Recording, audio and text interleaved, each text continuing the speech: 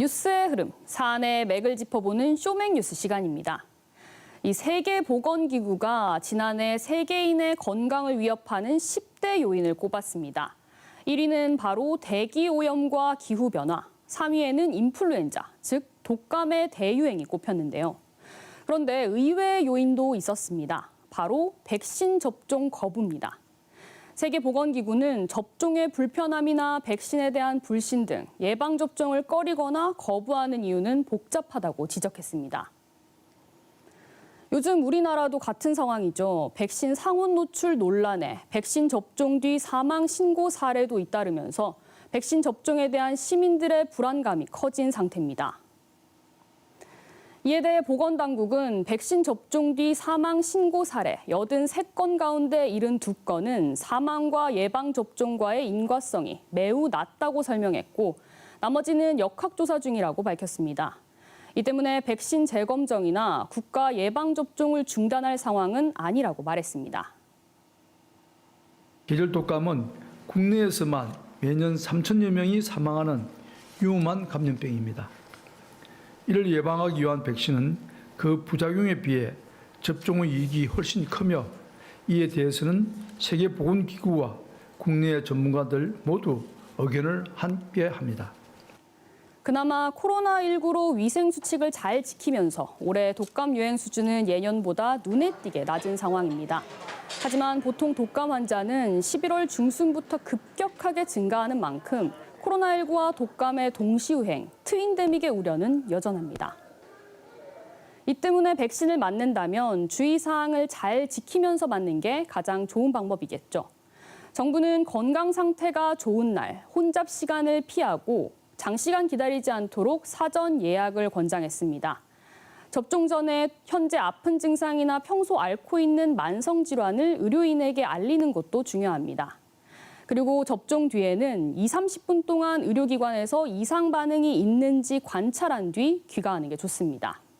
집에 가서도 몸에 무리가 가지 않도록 쉬고 이틀에서 사흘간은 자신의 몸 상태를 주의 깊게 살펴야 하는데요. 근육통이나 부어오름, 메스꺼움 등 가벼운 이상 반응은 대부분 하루 이틀 안에 호전됩니다. 하지만 고열이나 호흡곤란, 두드러기와 심한 현기증 같은 중증 이상 반응이 확인되면 병원 진료를 즉시 받아야 합니다.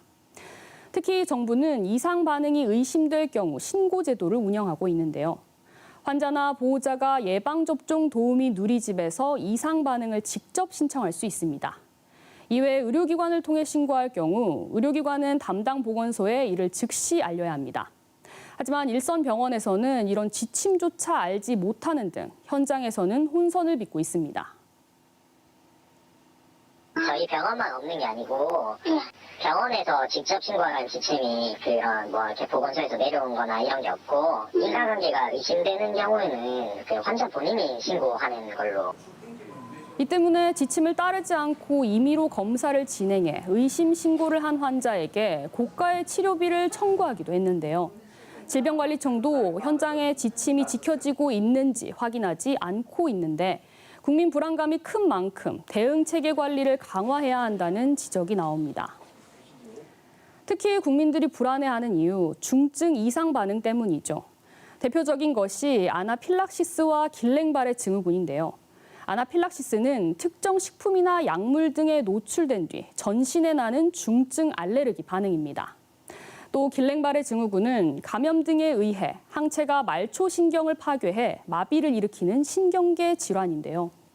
정부는 두 반응 모두 우선 발생할 가능성이 극히 드물고 발생 뒤 빠르게 적절하게 치료를 받는다면 대부분 완치될 수 있다고 강조했습니다. 특히 보통 접종 뒤 몇 분 안에 발생하기 때문에 앞서 말씀드린 주의사항, 접종 뒤 20-30분 대기하다 귀가하기, 이것만 지켜도 위험을 크게 줄일 수 있겠죠. 세계보건기구는 백신이 전 세계적으로 한 해 200~300만 명의 사망을 예방하고 있다고 말합니다. 또 예방접종이 가장 비용 면에서 효율적인, 즉 가장 가성비 좋은 질병 예방법이라고 밝혔는데요. 백신 접종에 따른 이상 반응을 철저히 감시, 연구하고 사망 사례와의 연관성을 조사, 분석하는 것도 중요합니다.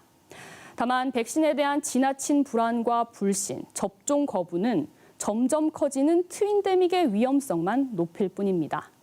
지금까지 쇼맥뉴스 오하영입니다.